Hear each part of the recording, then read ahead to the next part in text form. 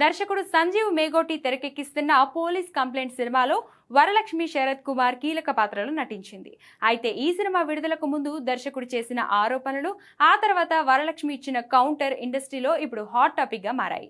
భారీ మొత్తంలో పారితోషికం తీసుకున్నప్పటికీ వరలక్ష్మి ప్రమోషనల్ కార్యక్రమాలకు హాజరు కావడం లేదని దర్శకుడు ఆరోపించారు. సినిమా టీంకు తగిన సహకారం అందడం లేదనే అసంతృప్తిని వ్యక్తం చేశారు.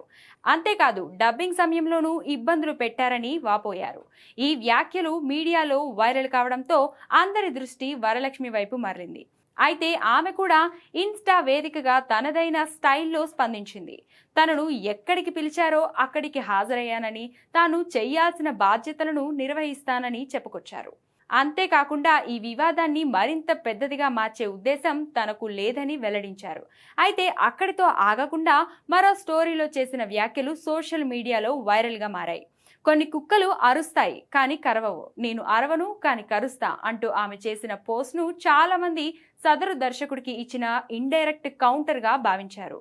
అనుకున్నట్టే సదరు దర్శకుడు తనకు సారీ చెప్పినట్లుగా మరో పోస్ట్ చేసింది వరలక్ష్మి. ఇక్కడితో ఈ వివాదం ముగిసినట్టే. అయితే ఇలాంటి వివాదాలు సినిమా విడుదలకు ముందు తరచుగా కనిపిస్తుంటాయి. అందులో కొన్ని నిజాలుంటాయి, కొన్ని ప్రమోషనల్ స్టంట్గా ఉంటాయి. ఇప్పుడు పోలీస్ కంప్లైంట్ విషయంలో ఏది నిజమో వాళ్ళకే తెలియాలి.